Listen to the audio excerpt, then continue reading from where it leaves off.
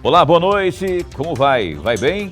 Está no ar pela TV Pantanal, canal 22, uma emissora do Grupo Gazeta de Comunicação, programa Opinião, quarta-feira, 22 de dezembro de 2021, não é? E a gente, a partir de agora, abre uma entrevista muito importante, porque eu estou convidando o Dr. Geraldo Fidelis, que aqui está a postos conosco, para vir aqui, para a gente fazer um balanço daquilo que a Vara de Execuções Penais tem feito ao longo desse 2021, um ano complicado, pandêmico, não é?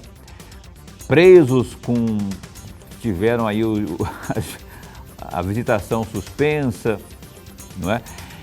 E agora no final do ano ainda tem uma greve que eles ameaçaram com a greve, aí veio a justiça dizendo não vou aplicar multa se vocês... Enfim, o governo recorreu, tá um negócio só. E esses assuntos a gente vai abordar aqui com o Dr. Geraldo Fidelis, que você já viu aí no plano esse aí, ó, Dr. Geraldo Fidelis, que vem pela terceira vez conosco aqui, sempre que a gente convida ele dá um jeitinho de vir aqui, trazer informações a você, telespectador, aqui que é a razão principal do nosso trabalho no programa Opinião, que vai ao ar até às 8h30 da noite e sempre com uma entrevista ao vivo para você. Eu quero agradecer, inclusive, você que se liga aí pelo www.gazetadigital.com.br, pela internet, ou pela página no Facebook da TV Pantanal. Muito obrigado pelo carinho da companhia, viu? Satisfação enorme ter você aqui conosco a cada noite, sempre aqui no canal 22. Vou cumprimentar meu amigo, meu parceiro de bancada, Lorenberg Alves. Professor, boa noite. Boa noite, Paulo Coelho, e um grande abraço, mas um grande abraço mesmo a todos os nossos telespectadores, a razão maior do nosso programa. E você pode participar e interagir conosco pelo WhatsApp, 99932-2529. Está aí na tela para você, inclusive, anotar e ter alguma pergunta sobre esse assunto, não é? A questão aí da nossa população carcerária. Enfim, da Vara de Execuções Penais, aqui o Dr. Geraldo Fidelis sabe tudo e vai trazer para a gente as informações aqui. Eu já pergunto, ao cumprimentá-lo, doutor, teve aí o anúncio de uma greve que seria, na minha honesta e particular opinião, se não trágico, mas muito, seria tenso, pelo menos, para nós aqui lá de fora. Que o senhor... como que você está acompanhando isso? Como que a sua vara está acompanhando isso? E o senhor acha que as coisas tendem a apaziguar, os ânimos tendem a apaziguar nesse início de ano? Ou seja, não poder... É aquela questão de sempre termos os nervos aflorados no início do ano, os presos lá lutando, querendo os seus direitos. Aí eu tenho os policiais também trabalhando, os policiais penais também trabalhando sobre pressão, não é? E têm os seus direitos para serem cumpridos, para serem atendidos, e o governo nem sempre atende aquilo que eles querem. Enfim, eu queria que você fizesse uma análise aí sobre essa ameaça de greve diante do cenário que nós temos hoje aí no nosso sistema penitenciário. Boa noite. Boa noite, Paulo. Boa noite, professor Lorenberg. Sempre um prazer estar com vocês aqui. Mas não é uma ameaça, não. É uma greve mesmo. Está instalada a greve. Está instalada, né? Está instalada a greve. E quando se mexe no sistema penitenciário, quando se fala sobre o sistema penitenciário, é uma matéria muito sutil, muito sensível. Qualquer fala nossa pode gerar uma instabilidade do sistema penitenciário. Eu falo lá dentro das próprias penitenciárias. E imagine então, todo ano existe um momento mais intranquilo, que é o final do ano que as pessoas querem ficar com as suas famílias, estão segregadas em Natal, Ano Novo. Imagina dentro desse clima de final do ano, que é tenso geralmente, coloca em cima uma greve. Lógico, o ambiente fica muito mais intranquilo, muito mais preocupante, e eu acho que o acirramento, a beligerância não satisfaz ninguém. Sempre tem que buscar meios de ter o diálogo, nunca cessar o diálogo. O GMF, que é o Grupo de Monitoramento de Fiscalização do Sistema Penitenciário, aqui em Mato Grosso, ele é comandado pelo desembargador Orlando Perry, como supervisor, eu sou coordenador, foi procurado pelo sindicato, mas depois de instalada a greve. O desembargador Orlando sugeriu, inclusive, que desse um passo atrás para para facilitar o diálogo. Mas logo em seguida foram conversar com a classe e ao retornar a resposta parece-me não ter sido positiva. E no mesmo dia saiu a decisão da desembargadora Antônia pela ilegalidade do movimento grevista. Então a situação, em vez de ficar mais tranquila, ficou muito mais acirrada. Então a situação realmente é muito intranquila nesse momento. Eu imaginei, tá? Eu falei assim que ameaça porque eu me parti do princípio da decisão da desembargadora Antônia, mas de fato ela está, mesmo com as consequências que foram ali imputadas na decisão da desembargadora Antônia, né? É importante saber que não é uma opinião da desembargadora Antônia. Sim. Sim, nesse sentido mesmo, porque eu vi comentários, mas ela pensa dessa maneira. Gente, é uma decisão judicial, a decisão se cumpre. Se busca modificá-la pelos meios cabíveis, mas se cumpre. Mas enfim. É verdade. E a situação está tensa, viu? Está tensa e a gente torce para que que essa corda não se estique mais ainda, que haja pelo menos uma abertura aí por parte do governo para se dialogar, não é? Um diálogo se oxigena aí a discussão e acaba se chegando lá a um bom termo. Professor Lorenberg. Juiz, antes de mais nada, nossa alegria, mas alegria mesmo de contar com a presença do senhor aqui. O nosso programa ganha e ganha muito. Eu, particularmente, aprendo e aprendo muito. O amigo telespectador já está ganhando com a presença do senhor. Eu vou sair um pouco fora do tema que o Paulo provocou o senhor e provocou sempre no bom sentido, para trazer um outro detalhe. Em 2018, ocorreu uma operação Regressos. Eu gostaria muito de ouvir o senhor a respeito desta operação que identificou fraudes para a progressão de pena. E eu gostaria muito de ouvi-lo. Parece que ocorreu naquela oportunidade busca e apreensão e até prisões de pessoas que tinham sido, ou de condenados que tinham sido beneficiados com essa fraude. Dentro da vara de execução penal, existe toda uma sistemática para poder se angariar o direito, né? Deve-se buscar a demonstração não só do requisito objetivo, que é o tempo, mas também do subjetivo. E naquela época, parece-me que algumas pessoas tentaram falsificar documentos alusivos ao trabalho, né? Para fazer a remissão de pena, para antecipar. Cada 3 dias de trabalho tira um dia de pena. Então, nesse sentido, foi a busca. Então, foi feita a Polícia Judiciária Civil fez uma varredura grande nesse sentido, para poder localizar essas situações. De fato, houveram afastamentos, houveram situações mais sensíveis e buscou se organizar essa situação, né, para poder realmente fazer a progressão a quem realmente tem direito, né? Isso aconteceu em 2018. Passa o tempo, hein? Nós pulamos de 2020 para 2022 praticamente, né? Então, eu estou perdido no tempo também. Eu gostaria de aproveitar exatamente essa deixa, já que nós estamos em 2018, vamos retornar um pouco, ou voltar um pouco ao tempo. Em 2016, uma promotora, uma integrante do Ministério Público, havia discordado ou posicionado contrário à chamada audiências de custódia. E eu gostaria muito de ouvir o senhor a respeito da audiência de custódia e a importância dela. É claro e evidente que a integrante do Ministério Público, à época, discordava da sua aplicabilidade. Eu conheço, vou até falar em nome dele mesmo aqui, é o meu amigo, Dr. Marcos Faleiros. Ele, quando foi apresentada a audiência de custódia, junto ao ministro Ricardo Lewandowski, ao juiz auxiliar da presidência do STF, na época, o Luiz Geraldo Lanfredi, nós sentamos numa mesa bem ampla no Tribunal de Justiça, né? E ele ficou ao meu lado, próximo ao ministro. O Marcos foi categórico, dizendo que aquilo não ia dar certo. E mostrou com veemência que não ia dar certo. Hoje ele é o maior defensor, talvez, no Brasil, sobre esse tema. Eu entendo, veja bem, como era feita a sistemática anteriormente. Existiam os autos de prisão em flagrante, eram encaminhados por juiz, né, que poderia analisar imediatamente, ou poderia analisar daqui a alguns dias, se a pessoa tinha direito ou não a responder em liberdade. E nessa sistemática, a pessoa era trancafiada dentro de uma penitenciária. E durante esse tempo que ela ficava na penitenciária, ela fazia vínculos, eventualmente, com as facções do crime. Ela saía contaminada de lá, até devendo, inclusive. Ela chegava lá, sem direito a nada, dormiria em cima do, como eles falam, do boi.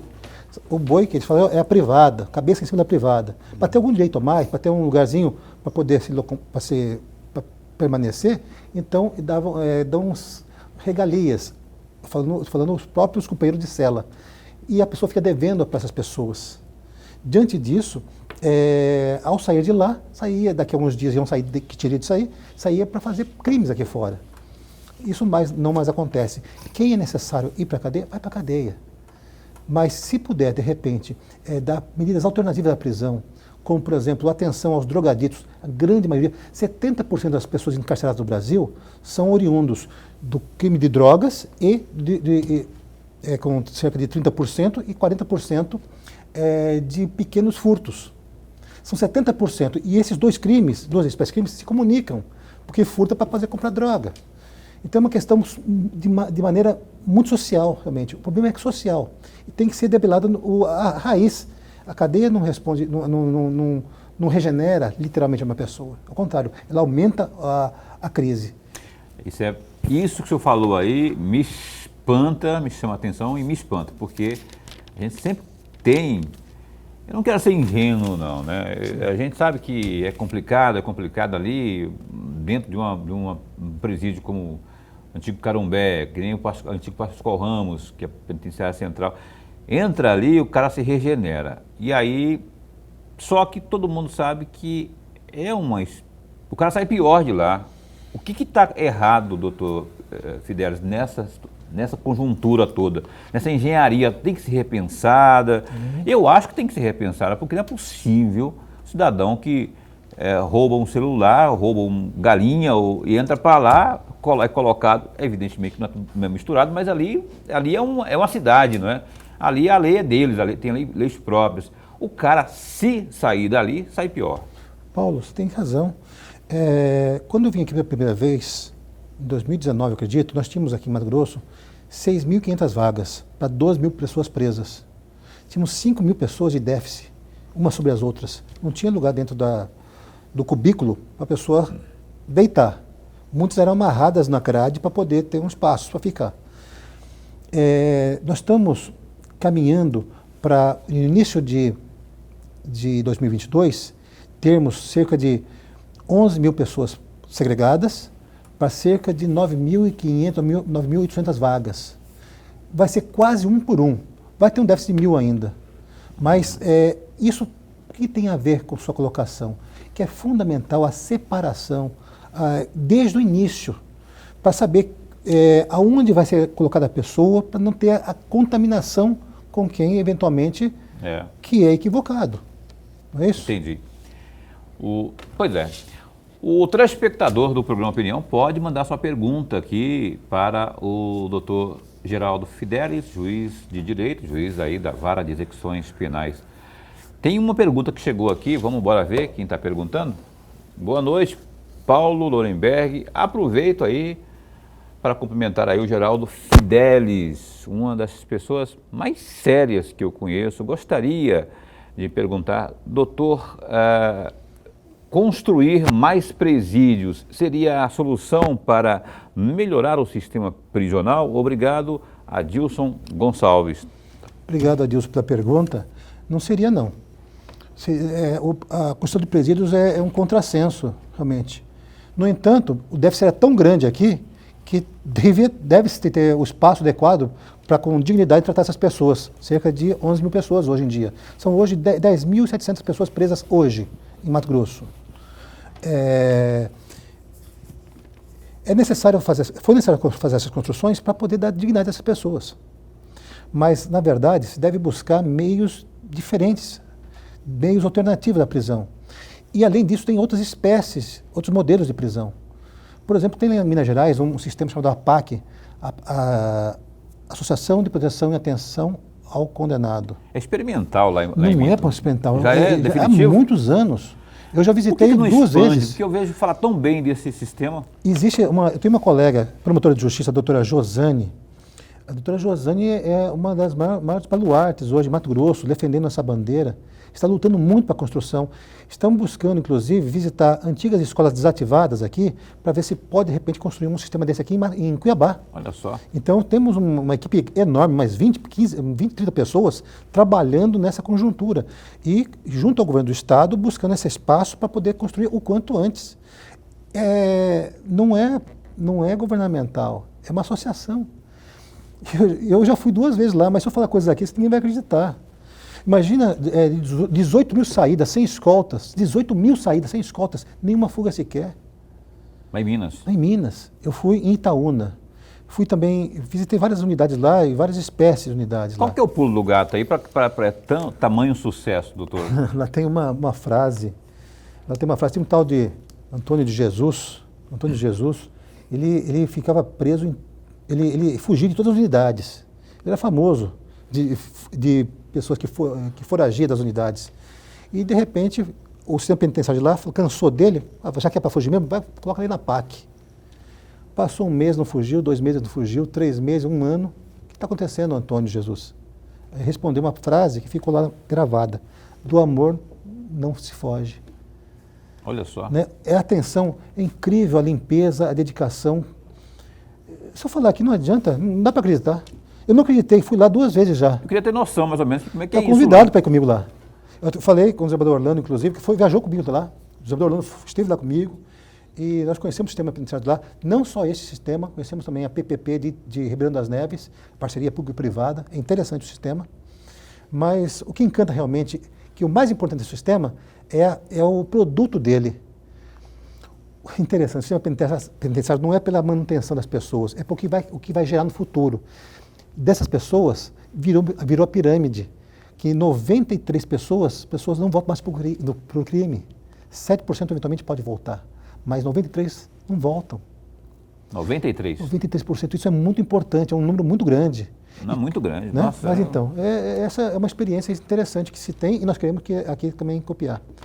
Lorenberg, escolha aquela que é menor para esse bloco ainda, para a gente... Mas muito rapidamente, é a respeito da Lei Ordinária Municipal número 2.196, de 9 de setembro de 2009, que permite, ou que determina que 10% das vagas de licitações da administração pública municipal para serviços de mão de obra sejam reservadas para apenados no regime semiaberto. É exatamente esse o ponto. Qual é o balanço que o senhor faz a respeito desta lei ordinária, a importância dessa lei e a importância do próprio trabalho do apenado? Lei municipal essa, né? Essa é a lei municipal. Tem 10 anos. Existe uma lei estadual, com o mesmo teor, até a gente apelidou Lei Orlando Perry, quando ele era corregedor do Tribunal de Justiça, né? Ele sugeriu e foi aprovada uma lei estadual, e tem a lei municipal, e com essa lei municipal nós estamos divulgando em todo o estado para que os municípios abracem essa lei. Essa lei municipal é de Cuiabá? É de Cuiabá. Sim, de Cuiabá. Uhum. E nós temos, Cáceres tem essa lei, Rondonópolis tem essa lei, e vários municípios nós estamos buscando avançar nesse sentido, porque o trabalho profissionalizante, não o trabalho pelo trabalho só. Costurar a bola por si só, não adianta, porque vai sair aqui fora, e aqui fora não vai ter uma fábrica para ele costurar a bola. Tem que ser um trabalho que profissionalize e a pessoa possa, aqui fora, dar continuidade nessa situação. Ótimo. Essa situação. Tem que trabalhar... Ensinar a pescar lá dentro. Exato. Não dá a vara, tem que ensinar a pescar para a pessoa. Então, está avançando e mais. O GMF, que é o Grupo de Monitoramento e Fiscalização Semicarcerário, fez uma cobrança junto ao Tribunal de Contas para verificar aonde os municípios estão executando essa lei. Essa lei é fantástica e muito importante para recuperar as pessoas realmente. Ok, nós estamos entrevistando aqui o Dr. Geraldo Fidelis, juiz de direito, juiz aí da Vara de Execuções Penais, que continua conosco. Você tem alguma pergunta? Tem alguma dúvida, alguma sugestão, enfim, alguma curiosidade? Esteja bem à vontade para interagir conosco. 99932-2529 é o WhatsApp ao vivo aqui do Opinião, que dá um tempinho só e volta já já. Olha só, o Opinião está de volta aqui ao vivo nesse 22 de dezembro de 2021. O Opinião hoje entrevista o Dr. Geraldo Fidelis. A gente vai agora, antes de seguirmos com a entrevista, vamos destacar o que há de mais importante nesse instante no www.gazetadigital.com.br. Acompanhe aí, ó, a questão aí da pandemia, rapaz. A Secretaria de Estado de Saúde não registrou nenhuma nova morte pela Covid-19 em Mato Grosso nas últimas 24 horas. O dado foi divulgado no boletim epidemiológico divulgado na tarde desta quarta, 22. De acordo com a atualização, Mato Grosso passou a contabilizar 555.982 contágios. Deste total, em 540.265 casos, as pessoas que se infectaram já se recuperaram do vírus. Contudo, outras 14.035 não resistiram às complicações da Covid. Atualmente, a taxa de ocupação das unidades de terapia intensiva, as UTIs, é de 38,82%, enquanto o mesmo índice relativo aí às enfermarias está na casa dos 6%. Olha, o Tribunal de Contas de Mato Grosso, TCE, indeferiu por meio de decisão do conselheiro Valdir Teis um pedido que visava suspender o processo licitatório realizado pela Prefeitura de Cuiabá para a distribuição de 15 mil cestas básicas por meio da campanha Natal Sem Fome. Na decisão do conselheiro, na decisão desta quarta-feira, dia 22, o Teis considerou o pedido de suspensão impetrado aí por uma das empresas participantes do processo, a Branco Comércio e Distribuição de Alimentos Limitada. Segundo a empresa, faltou isonomia aí no tratamento dos licitantes, visto que desclassificou duas empresas por descumprimento aí aos termos de edital e também declarou a vencedora uma empresa que também não tem cumprido aí com estes mesmos termos. Está aí no Gazeta Digital, é uma briga de quem perdeu, não é? Mas por uma causa que é justíssima, que é a distribuição de cestas básicas. Olha, essas questões aí, eu não sei o que você pensa sobre isso, mas eu acho que tinha que ser... É que nem aquela coisa de distribuir camisinha só na época do carnaval, né?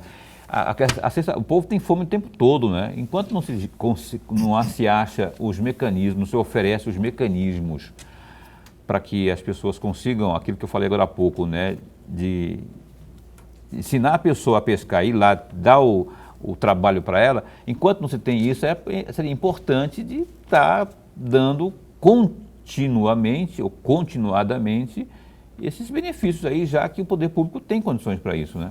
Paulo e amigo telespectador, eu vou ser bem duro, mas duro no bom sentido, porque é necessário. Veja, cesta básica, um cobertor, é necessário pontualmente. No período tem muita gente que está nas ruas, sem nenhum agasalho, com fome. Então, momentaneamente, a cesta básica e o cobertor ajuda e ajuda muito. Mas isso é momentâneo. Momentâneo, porque a fome não acaba com um dia só. Durante o ano todo tem. E aí vem a minha dureza. Falta políticas públicas, amigos. Sabe por que não se tem políticas públicas na quantidade que deveríamos ter? Porque a política pública deixa de ser pessoal e passa a ser impessoal. Ao ser impessoal, diferentemente da cesta básica, que passa a ser pessoal, cesta básica reverte na urna, lá no dia das eleições, em votos. Já a política pública não transforma em votos. Portanto, é por isso que governantes, é por isso que parlamentares não querem discutir políticas públicas para atacar, para agredir a desigualdade social e atacar a pobreza, que, aliás, é o artigo 3º da Constituição brasileira, que todo mundo fala, todo mundo lembra, mas pouquíssimas são as pessoas que leem o artigo 3º da Constituição, sobretudo o item 1 e o item 4º desse artigo 3º, por uma razão muito simples. Políticas públicas deixa de ser pessoal. Aí é que está o problema. Então, o Lorenberg acabou de me convencer aqui, mudo minha ideia, concordo com ele, mudo porque eu concordo. Você não falou que é assistencialismo, né? Mas o que ele quis dizer traduzindo em miúdos é assistencialismo. Traduzindo, você quer ver um problema trocando em miúdos, como diria Chico Buarque, é assistencialismo. Que é um exemplo bem simples. Vamos colocar um exemplo bem simples. O novo FETAB, só em Mato Grosso, o novo FETAB, 60% desse novo FETAB, amigos, é dividido com a educação, com a saúde, com a segurança pública e com a assistência social. Mas esse dinheiro que vai para assistência social é para assistencialismo, porque é bolsa, cesta básica, cobertor. Deveria ir para políticas públicas. Por que a Assembleia Legislativa não fala nada? Porque a política pública é impessoal. Tem que aumentar a qualificação profissional, enfim, dar meios para as pessoas conseguirem, né? Aí para não cair no tal do assistencialismo, para sair, fugir do assistencialismo e não cair também no comodismo, que o cara que é acostumado a receber, o governo vai mandar para nós aqui uma cestinha básica, para que eu vou trabalhar, né? Comodismo. Mas vamos, que não sou eu e ele aqui, somos nós e o digníssimo Geraldo Fidelis, que é o nosso entrevistado desta noite aqui, que a gente recebe com maior satisfação. Doutor, eu estou preocupado, talvez eu não tenha tanta razão para estar, mas eu estou, quanto ao tal do indulto natalino. O senhor me dizia aqui, antes de começar o programa, que não, Paulo, é questão só para os semiabertos. Explica para a gente, e para o telespectador também, como é que funciona isso, porque sempre eu acho uma aberração, seja semiaberto, eu não concordo, né? Eu não concordo. Mas, enfim, explica aqui para o nosso telespectador como que funciona o indulto de Natal, de fim de ano, enfim, e como que ele está sendo aplicado aqui no Estado. Primeiro, indulto de Natal que nós estamos falando não é indulto, é saída de Natal. O indulto é um perdão judicial da pena, através de determinação do Presidente da República. Uhum. Isso é indulto. Uhum. A saída temporária, na época de Natal, Páscoa, Ano Novo, etc., ela acontece no regime semiaberto, não no fechado. Acontece que em Mato Grosso o regime semiaberto é cumprido com tornozeleira em casa, pela falta de construção de sempre, né, das colônias penais. Mato Grosso não tem colônia penal. Então sai do fechado diretamente para o semiaberto com tornozeleira, monitorado. Essa pessoa aqui já está em casa, que vai chovendo molhado, não vai precisar pedir sair no Natal, já está em casa. Então não tem aqui, essa preocupação já teria que ter, na verdade, a não construção do regime semiaberto, das colônias penais, porque ela já sai diretamente para casa do fechado. Uhum. Então, realmente, aqui não tem essa razão, dessa preocupação. Essas cenas que nós estamos vendo na internet, recebendo no WhatsApp, né, do pessoal saindo, é em outro estado. Em Mato Grosso, em nenhuma cidade existe isso. Então, no estado de Mato Grosso, nesse ano de 2021, o senhor tem noção do número de pessoas, número de presos que foram beneficiados com as saidinhas? Zero. Não teve? Não tem. É regime fechado. No regime fechado não tem saidinha. Não se tem. E com algum benefício aí, com outro nome que seja, com outra denominação, teve algum benefício nesse sentido? Não. Não teve não também? Não teve. Haveria de ter, se não tivesse a greve. Qual o benefício seria? Como aconteceu sempre. Determinadas comarcas, entre elas Cuiabá, as pessoas que trabalham na rua todos os dias trabalham na rua, elas saem cedo para trabalhar e à tarde estão dentro da penitenciária novo. Elas teriam direito de sair às 8 da manhã e às 5 voltarem. Entendi. Isso já aconteceu outras vezes. Teve um problema só, isso em 2019, depois de 2020 já teve a pandemia. Uma mulher não voltou para a penitenciária, foi presa depois. Mas enfim, só esse problema entre masculino não teve nenhum problema sequer. Está vendo como é bom a gente perguntar? Eu não tinha essa informação aí que ele está me passando aqui agora. A gente fica sempre comprando as versões, né? Não para noticiar, mas para criar a ideia aqui, formar a opinião. E agora a minha opinião está decididamente formada com essas informações aqui. Então, zero no estado de Mato Grosso. E a minha preocupação é justamente essa, da pessoa não voltar, né? Aquela que recebe o benefício não volta, né? Está dizendo que isso é praticamente zero. E para a pessoa trabalhar na rua, ela além de ter parte da pena cumprida já, está no final da pena, na verdade, tem que ser observado a questão subjetiva, tem que fazer uma análise psicológica da pessoa. Entendi. E tudo, né? Então... Professor. Por falar em pena, juiz, eu gostaria muito de uma reflexão do senhor, e eu tenho duas perguntas a fazer a respeito disso. Caminhando nos sites, no bom sentido caminhar aí, no site do SEDEP, tem uma matéria, e eu peguei um trecho dessa matéria que eu gostaria muito de uma reflexão do senhor. Entre aspas, processos de aproximadamente 4.000 presos no Centro de Ressocialização de Cuiabá e Penitenciária Central do Estado serão analisados em 2 mutirões. Isso aqui está no passado, evidentemente. 2 mutirões para verificar quais detentos têm direito à liberação por cumprimento da pena, que estejam em condições de progredir de regime ou tenham processos com excesso de prazo. Foram revistos à época, e a minha frase, foram revistos à época as situações de 9.563 reeducandos. E aí as duas perguntas, eu vou fazer as duas juntas, juiz. A primeira é: qual o balanço que o senhor faz destes mutirões ou desses mutirões que existiram, desses mutirões específicos? E a segunda questão, ainda hoje tem necessidade de tais mutirões? Ótima pergunta, professor. O senhor já até matou, já deu a resposta no final. Porque isso existia, necessidade, antes do sistema eletrônico. Existe o seu Sistema Eletrônico de Execução Unificado. Todo o processo nosso não existe mais de maneira física. Graças a Deus, isso foi possível nós continuarmos trabalhando normalmente, ou até mais, inclusive, na pandemia, porque não é físico, está na nuvem. E mais, tem alarmes no próprio processo eletrônico que nos dão as dicas, qual que é o prazo das pessoas.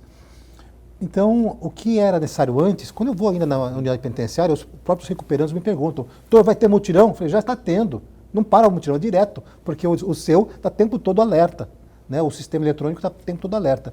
Então, aquilo era necessário à época, hoje não mais, porque hoje nós temos esses dispositivos, deixa a máquina trabalhar por nós, mostrando que realmente se está tendo atraso ou não no processo. Porque se vê muito, se tem muita notícia, não se tem dados, estudos, e aliás, que tem presos que já cumpriram a pena, mas nem sequer foram julgados. Isso até que ponto é verdadeiro? Fala-se inclusive de 40%, 44% dos presos no Brasil já cumpriram a sua pena, mas nenhum deles foi de fato julgado. É verdade isso ou não? Na parte do dia a dia nosso, quando eu vou com minha equipe visitar uma unidade penitenciária, eu passo nos pavilhões, nos cubículos, recebo um monte de bereu são os bilhetes, né? E grande maioria falando sobre a pena que está cumprida. Vou levar o gabinete para verificar essa situação. Existe PAD, existe juntada de novo processo, de novo executivo de pena. Inúmeras situações que fazem a pena prolongar. O mais triste, na verdade, é quando a pessoa responde liberdade, cometeu as bobagens da vida até os seus 23 anos, já estava em liberdade, de repente, com a família constituída, trabalhando, carteira assinada, e vem uma ordem de prisão lá de trás, lá do passado, quando ele tinha 18 anos, 19 anos, 20 anos. E a pessoa já com 29 anos, 30 anos, com família constituída, tem que ir para a cadeia. É um contrassenso enorme. E para mim, na hora da audiência, quem tem que explicar isso para a pessoa, eu fiz mesmo as besteiras, mas lá atrás. Eu fiz sim, estou arrependido, recuperei minha vida, estou trabalhando agora, sou uma pessoa ativa na sociedade. Para mim é de arrepiar, não fico bem. E não tem uma saída legal de manter-se em liberdade nesse momento. Mas se pudesse ter uma saída, o senhor diria que não deveria levá-lo para a prisão? Sempre é melhor. Cadeia ela já está recuperada, está trabalhando já. Vai voltar para a cadeia, vai sair de lá como depois? O que vai prejudicar a sociedade lá frente? Com certeza. É uma situação paradoxal. Eu queria a opinião do senhor, voltando a falar da greve dos servidores lá, dos policiais do sistema penitenciário. O doutor Mário Rezende Bermeval, é o diretor-geral da Polícia Civil aqui de Mato Grosso. Ele determinou, né, que por meio de portaria, proibindo aí os policiais de se afastarem do cargo por conta aí, por motivos particulares, né, para manter com isso a ordem, justamente, e reforçar o trabalho do órgão, enquanto há, então, um movimento grevista. Qual que é a opinião do senhor sobre isso aí? E se isso faz algum efeito aí, dá uma sensação de segurança maior, enfim, o que o senhor dá a sua opinião sobre isso? Como eu falei no começo, quando você mexe no sistema penitenciário, quando se fala sobre o sistema penitenciário, uma palavra nossa vira um tsunami dentro do sistema. Uhum. Né? É necessário ter, sim, essas cautelas, ter essas precauções, exatamente para de repente, não surgir uma situação que vá desconstruir a segurança da sociedade. Hoje eu estou, como eu falei no começo para você também, eu estou de plantão. Hoje comigo aqui lá, tiveram 2 liberdades e 3 pessoas foram para a prisão. Eu converti o flagrante em prisão preventiva. E estão sendo mantidas nas delegacias. Por isso essa precaução do Dr. Demerval. E com razão, para passar esse momento. Esse momento é crítico. Nós estamos vivendo um momento crítico, no momento mais crítico de todos, que é o Natal. Aliás, nunca teve uma greve no Natal, viu? É a primeira vez que está tendo uma greve no Natal. É a primeira? Primeira vez, lamentavelmente. Nesse sentido é lamentável. Não quero entrar no mérito da greve, se é justo ou não. Longe disso. Longe disso aí. Isso aí é grave no sentido da situação que causou, né? Doutor, você falou uma situação aqui, eu fico aqui perguntando, né? Que critérios usa um juiz para decidir, para transformar em... O senhor teve 2 situações hoje que o senhor falou? Preventivo. Para transformar em preventivo. E, paralelo a isso, aliás, emendado nisso, eu queria só também, já que falamos aí anteriormente sobre a audiência de custódia, porque eu não consigo entender ainda, aonde que está a vantagem para a sociedade na tal da audiência de custódia. Porque sim, a gente fica assim, a grosso modo falando, sim, não se ofenda como eu vou falar lógico, aqui. A gente fica assim, pô, o juiz vai lá, ouve, o cara chora, aí passa a mão na cabeça dele e dá puxão de orelha, não faça mais isso, viu? E aí daqui a pouquinho o cara está de novo lá aprontando. Eu queria saber até que ponto vai o sentimento e a razão. O juiz trabalha numa audiência de custódia tecnicamente. Cada prisão tem suas particularidades, tem seus requisitos. Dia desse, me chegou na minha mão uma situação que eu queria prender uma pessoa. Mas chegou o flagrante fora do horário, fora do tempo, após ter já expirado o momento do flagrante. Tive que entender como um relaxamento essa prisão. Só que essa pessoa tinha outro problema lá dentro, dentro da vara, ela ficou presa. Mas enfim, o juiz, quando decide na convolução da medida do flagrante em prisão preventiva, observa se tem a garantia da ordem pública, se é necessário para salvaguardar a instrução processual, para verificar também outro requisito, é a questão da aplicação da lei penal. Reincidência cai aí também, não? Pode ser. Esse cara já veio aqui várias vezes. Depende do caso. Um drogadito vai estar 1000 vezes lá e não vai sair do problema, porque ele não está atacando o problema. A cadeia não vai tirar a droga dele, se não tiver política pública. Para poder atacar o problema. E a cadeia não vai resolver essa situação. Vai piorar. Então, tem que ser tecnicamente possível a prisão em flagrante e transmudá-la para a prisão preventiva. Se não houver os requisitos necessários para poder fazer essa transposição do flagrante para a prisão preventiva, não é possível a prisão. Mas para isso tem que ter todas as características. É mais difícil sim prender. E tem que prender certo. a autoridade policial tem que ser diligente na prisão para que preencha todos os requisitos que possibilite a prisão em flagrante ser convolada em prisão preventiva. Se não tiver os requisitos, não há possibilidade de prisão. Sob pena de o juiz prender ilegalmente, tem o HC se libertar. Com certeza vai acontecer isso. Entendi. Está aí, portanto, explicação sobre... Eu sempre tive curiosidade de saber aí até onde vai o... Paulo, Oi. Vamos falar de casos mesmo? Um caso Específicos? Específico. Eu queria fazer isso, mas eu não queria deixar a sua ensaio Não, justo. vamos falar, porque eu falei um caso agora há pouco, que você, com certeza, e todo Mato Grossense, todo mundo de Cuiabá, principalmente de Juína, onde eu morei, ficou muito preocupado dias desses com o juiz, que era eu, que na audiência de custódia libertou uma pessoa que havia sido preso, havia sido presa essa pessoa, após ter descoberto um corpo, um jovem que tinha pegado um ônibus lá em Juína, viajado para Cuiabá e ia para Nova Chavantina. E ao estar aqui, o jovem de 17 anos desapareceu, descobriu-se depois o corpo, já em estado de putrefação. E a pessoa, o trabalho muito bom da polícia diligenciou e saber da pessoa, de quem realmente supostamente fez aquele crime. E prendeu em flagrante. Entendi. Chegou até mim esse fato. O Ministério Público manifestou pela ilegalidade da prisão, que já tinha ultrapassado o tempo do flagrante. Fez o trabalho, a polícia, e achou que o corpo estava cheirando mal. Então já tinha expirado. Era caso, sim, de prisão preventiva. Deveria ser aberto um inquérito policial e pedir a prisão preventiva, e não flagrante, porque já tinha expirado. Mas a sociedade revoltou-se. O juiz libertou o cara. Não, eu só não libertei porque tinha outro problema na execução penal. Ficou preso. Mas a vontade minha naquela hora era prender, mas não podia prender porque não estava fora do flagrante já. Por uma questão técnica. Tecnicamente. Pois é, aí. Mais uma situação que eu fico assim, às vezes tem que... Aí a gente tem que tirar o chapéu porque o cara tem que ter, naquela fração de minutos ali, tomar a decisão correta. E não vai agradar todo mundo, tem gente que vai chiar, não é? Porque, enfim.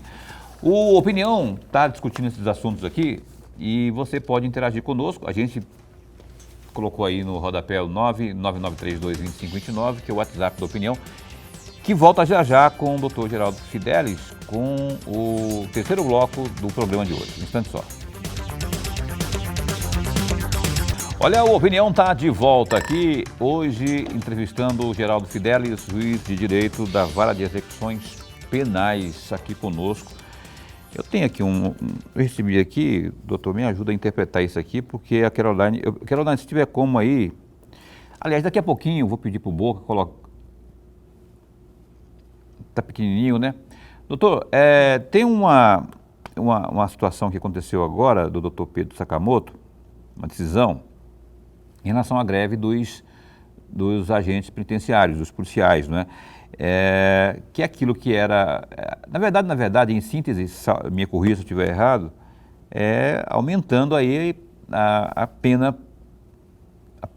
penalização, a penalidade, não sei, daqueles que se mantiverem a greve, né? Ou seja, a multa seria de R$100 mil no primeiro momento, agora está aumentando para 200 mil. É isso mesmo? Você podia, em síntese, passar para a gente essa informação nova do doutor Pedro Sakamoto aí em relação a essa greve? A relatora desse processo é a desembargadora Antônia Siqueira Gonçalves, mas em razão do recesso, o desembargador Pedro Sakamoto é o relator plantonista. E ele, estou observando aqui, chegou uma decisão agora, que ele analisou, deixou mais acre, mais acirrado, majorou. Mais severa, mais né? Severa, mas tanto a multa diária como também... ele mencionou aqui a proibição dos servidores, grevistas, impeçam o trabalho, etc. Deixou muito mais severa a situação já determinada pela desembargadora Antônia anteriormente. Mas enfim, chegou agora. Aumentando de 100 mil para 200 mil, não é isso? Sim, também. Aí falando até do afastamento aí do presidente do Sindicato dos Agentes Penitenciários, bem como também a aplicação de multa pessoal e diária no valor de R$50 mil. Ao presidente e aos diretores. Ao presidente e também diretores do Sindispen. Quer dizer... Momento tenso, né? O momento é muito tenso. Lorenberg. Juiz, tem uma sugestão que foi o senhor que fez. E eu estou me referindo exatamente a uma matéria lá do site do TRE, Mato Grosso, do dia 27 de janeiro de 2016. Eu vou ler um trecho dela, o senhor certamente já lembrou do que se trata.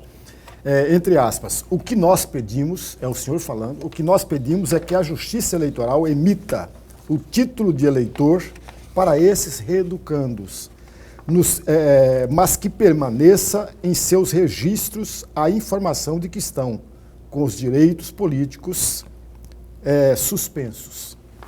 O reeducando nessa condição não conseguirá votar e nem ser votado, utilizando aquele título. O documento vai valer apenas para que ele consiga se inscrever em cursos, em faculdades e para que consiga se reinserir no mercado de trabalho, o que traria excelentes resultados contra a reincidência no crime.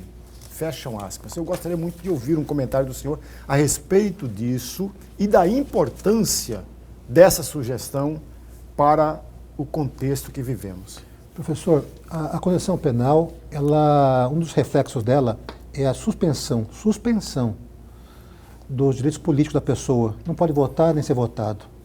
Todavia, ela, quando ela progride de regime, vai do fechado para o semiaberto, vai para a rua, vai tentar fazer uma faculdade, vai frequentar uma escola, vai tentar abrir uma conta em banco para poder trabalhar, recuperar.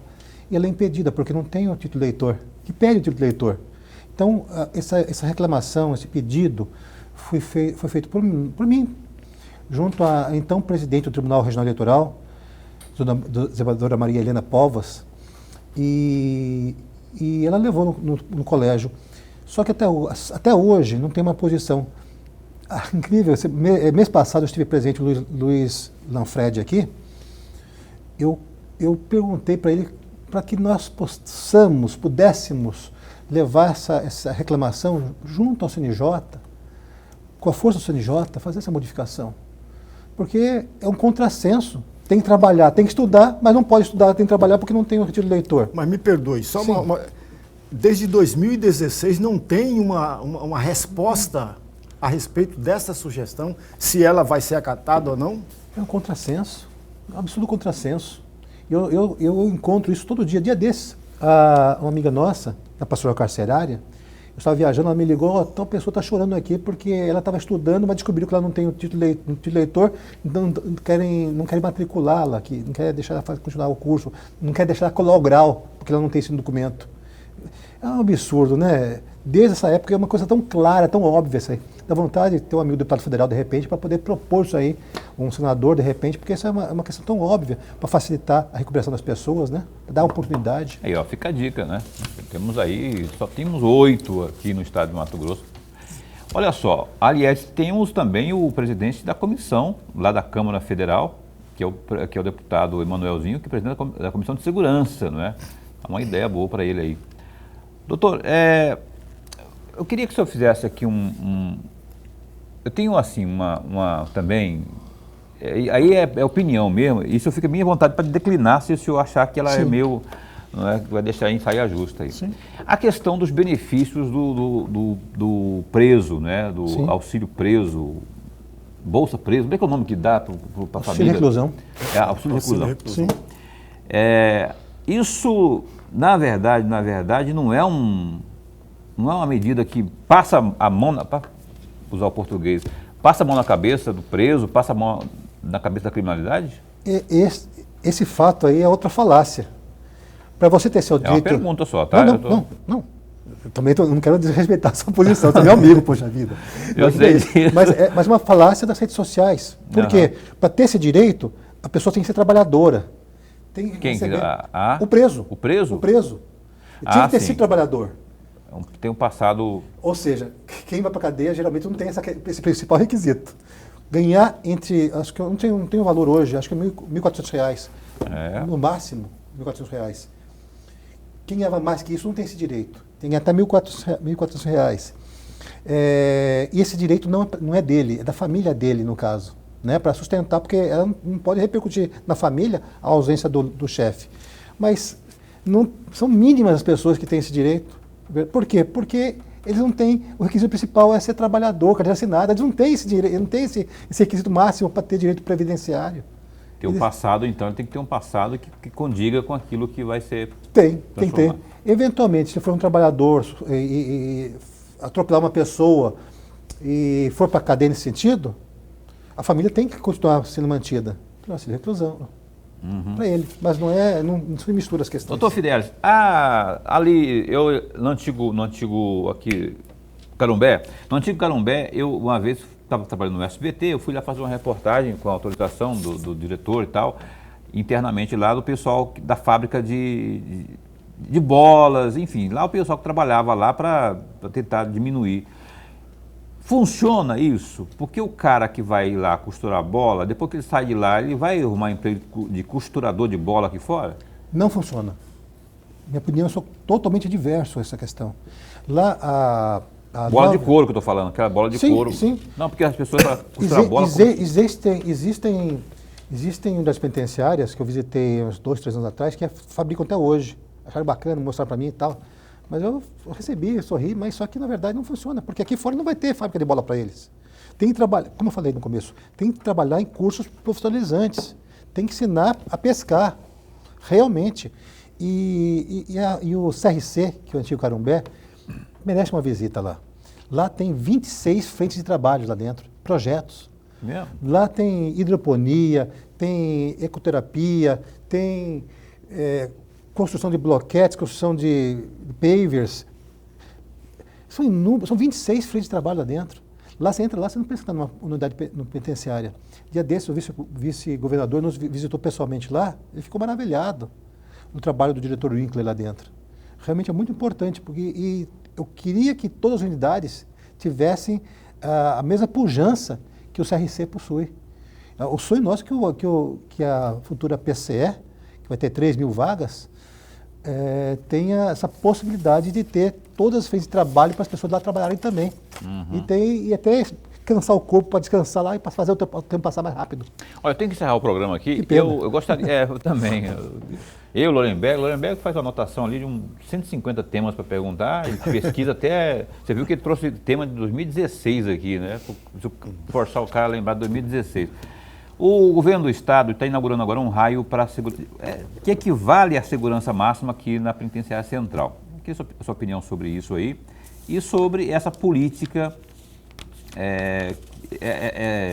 de gestão do governo em relação aos presídios, porque nós temos ainda demanda, nós temos ainda uma superlotação, deu uma melhorada? Deu. Eu queria que você comentasse sobre isso aí. Primeiro, esse raio aí, se a gente está realmente, pode considerar como segurança máxima, pode ficar tranquilo. E essa penitenciária nova foi inaugurada agora em Várzea Grande? Eu vou combinar com isso aí.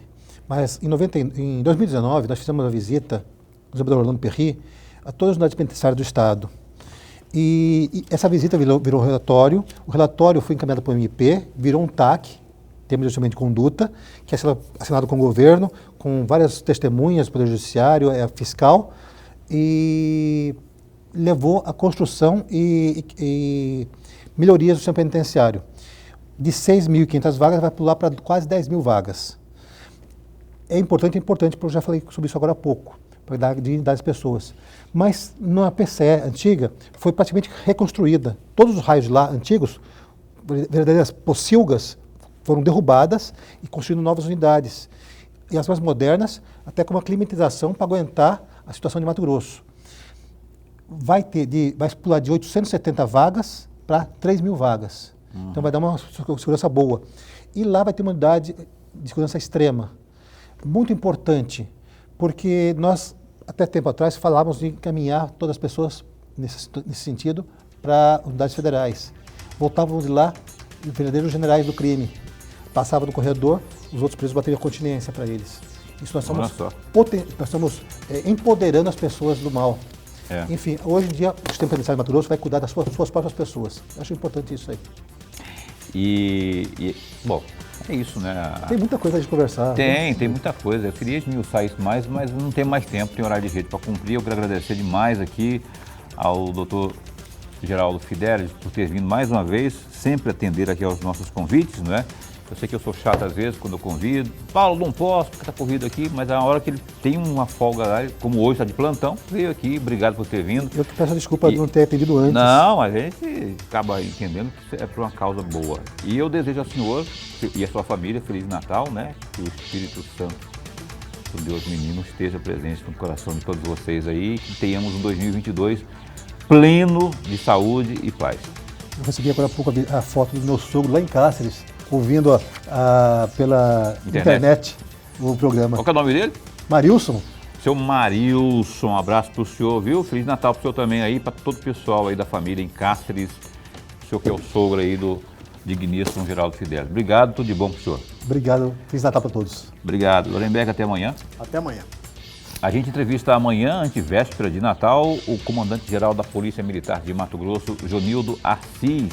Balanço também da PM, enfim, trabalho, operação de fim de ano, tudo aqui com o Coronel Assis, no Opinião, de amanhã, às 7h30 da noite. Até lá, fica bem, fica com Deus também.